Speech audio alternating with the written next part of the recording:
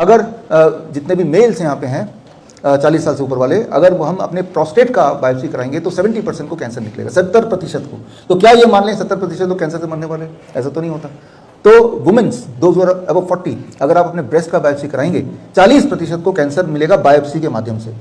तो इस प्रकार अगर देखा जाए तो हम में से सारे लोग कैंसर पेशेंट ही हैं, सारे के सारे। बायोप्सी को अगर आप पैमाना मानते हैं कि उसमें कैंसर है तो हम उसी से मरेंगे, फिर तो सब वो अलग बात है कि हम में से कोई बायोप्सी नहीं कराएगा, कराया नहीं है, एक आदमी कराया बस।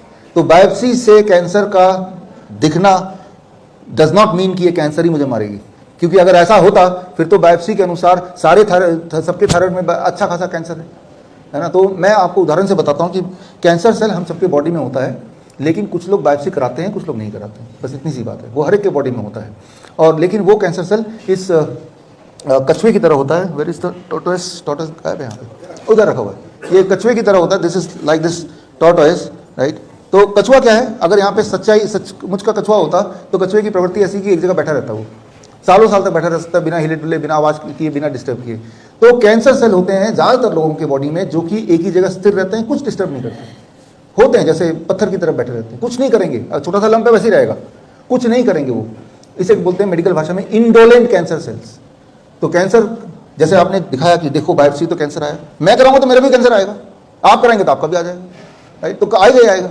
थायराइड का कराएंगे तो 100% लोगों का आएगा, राइट। तो किसी की बॉडी किसी पार्ट का आएगा, किसी की बॉडी किसी पार्ट का आएगा, but those are indolent cancer cell, कछुए की तरह है वो कैंसर सेल। तो कैंसर, ये हो गया पहला नियम। दूसरा नियम पे आते हैं। सेकंड रूल इज, याद रखिए, एक कुछ लोग ऐसे होते हैं जिनके बॉडी में कैंसर सेल ऐसे होते हैं जो खरगोश की तरह होते हैं। यहाँ एक खरगोश अगर हो तो क्या हम ये क्लास ले पाएंगे? वो इधर भागेगा, उधर भागेगा, आवाज़ करेगा, सब कुछ गंदा कर देगा, है ना। कुछ लोगों के 2-3% लोग होंगे जिनके बॉडी में जो कैंसर सेल है वो खरगोश की तरह है, rabbit kind of cancer cell, इसे बोलते हैं एग्रेसिव, जो आपको तकलीफ करेगा, आपको अंदर से खाएगा, आपको कमजोर कर देगा, आपके ब्लड को खा जाएगा, आपको पेन देगा और वो इंसान को मार भी देगा। तो यानी कि कैंसर से लोग तो मरते ही हैं, तो उनके बॉडी में जो कैंसर सेल है वो है रैबिट वाला। लेकिन इंपॉर्टेंट बात यह है, ये बात को दिमाग में अच्छी तरह बिठा लीजिए अभी, जिन लोगों ने बायोप्सी कभी भी कराई है या जिसको कराना है, कराने बोला है, कि बायोप्सी का रिपोर्ट ये नहीं बताती है कि आपके बॉडी में जो कैंसर सेल है वो रैबिट वाला है या टॉर्टोइस वाला है। वो सिर्फ इतना बताती है कैंसर सेल है, वो तो हमें पता ही है। बायोप्सी की रिपोर्ट ये नहीं बताती है कि ये जो कैंसर सेल है उसका बिहेवियर क्या होने वाला है। वो सिर्फ बताती है कि डॉक्टर बोलता है आपके बॉडी में कैंसर, वो तो पता ही है, वो तो सभी के बॉडी में, किसी बॉडी में नहीं है। जो डॉक्टर बता रहा है उसके बॉडी में भी है। तो biopsy does not say anything, it just say cancer है, वो तो वैसे भी है। ये हुई पहली बात, it can not distinguish between rabbit and tortoise. लेकिन इंपॉर्टेंट बात यह है, इसको यहाँ पे समझना जरूरी है, बायोप्सी क्यों नहीं कराना चाहिए? बिकॉज उससे कुछ कंक्लूसिव आंसर नहीं मिलता, सिर्फ ये आंसर मिलता है कि कैंसर है, वो तो सभी के बॉडी में। जो मैं ये बात बता रहा हूँ सभी की बॉडी में, ये वीडियो में भी है, आपकी बुक में भी है, और आगे बुक दूंगा उसमें भी है। किसी भी डॉक्टर से, जिस भी डॉक्टर ने बायोप्सी की, उससे पूछिए, क्या कोई इंसान है दुनिया में जिसके बॉडी में कैंसर सेल नहीं निकलेगा? अगर थायराइड का टेस्ट कराए, प्रोस्टेट का कराए, ब्रेस्ट का कराए, सब चीज़ का कराए, तो कहीं ना कहीं कैंसर सेल ठीक ठाक निकल जाएगा, ताकि वो एलिजिबल हो जाए कैंसर पेशेंट बोलने के लिए। कई लोग ऐसे हैं, बहुत ज़्यादा लोग, जिनके कोई सिम्टम नहीं है लेकिन बायोप्सी में आगे कैंसर, उनका इलाज चालू हो गया। फिर उस पर आएंगे हम। बायोप्सी कभी नहीं करानी चाहिए। बायोप्सी क्या होता है पहले ये समझ लेते हैं। बायोप्सी में क्या होता है कि जब भी आपके बॉडी में कहीं कोई छोटा मोटा ग्रोथ होता है, जहाँ पे आपको लगता है कि पता नहीं कैंसर हो, तो वहाँ से एक टुकड़ा निकाल लेते हैं, देखें कैंसर है कि नहीं।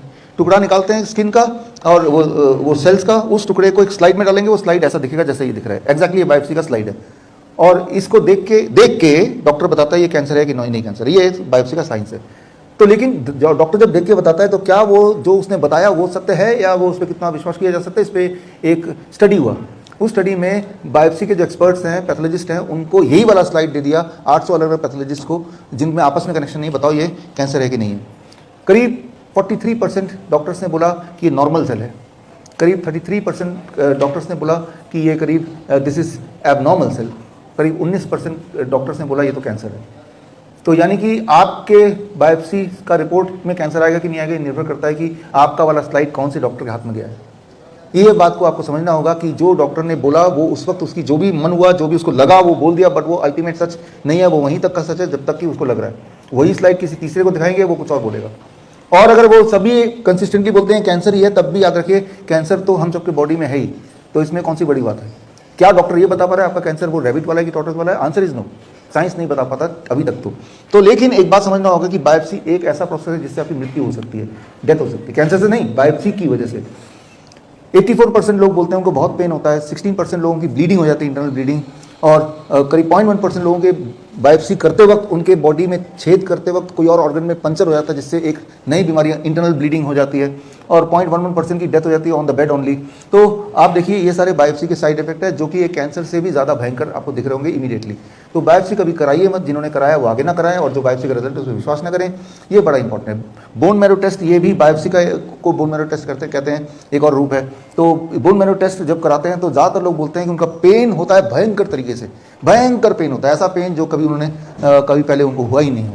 तो ऐसा पेनफुल प्रोसेस जिसका कोई रिजल्ट नहीं है वो क्यों कराना, और कराए भी और उसको संभाल के रखा, हर एक को दिखाते हैं देखो मैं तो कैंसर पेशेंट हूँ, उसी को मान लेते हैं कि ये करेक्ट है। वो करेक्ट नहीं है, वो आपको कैंसर को डिटेक्ट करने के लिए नहीं है, वो कैंसर को पैदा करने के लिए है। Biopsy causes cancer, biopsy causes cancer, इस बात को आप लिख लीजिए, याद रख लीजिए, किताब में भी डाला है with all the evidences, right. तो बायोप्सी कराने से आप कैंसर को डिटेक्ट नहीं कर पा रहे हैं, कैंसर को प्रोड्यूस जरूर करेंगे, राइट। ये हमें याद रखना है कि एक पेशेंट बनता कैसे है, क्या वो पेशेंट था या उस जो एक चक्रव्यूह बना हुआ है उसमें वो पेशेंट बना दिया गया। दर्शकों के लिए एक खास मेरा मैसेज, आप इस दोनों चैनल के माध्यम से मेरे वीडियोस आप देख रहे होंगे, नए नए जो टेक्निक्स हैं वो आप सीख रहे होंगे। एक चीज़ करना भूल जाते होंगे कि वो ये है सब्सक्राइब करना। सब्सक्राइब कीजिए ताकि जो मेरे नए टेक्निक्स हैं, नए वीडियोज़ हैं, वो राइट टाइम पे आप तक पहुँचे, सबसे पहले पहुँचे।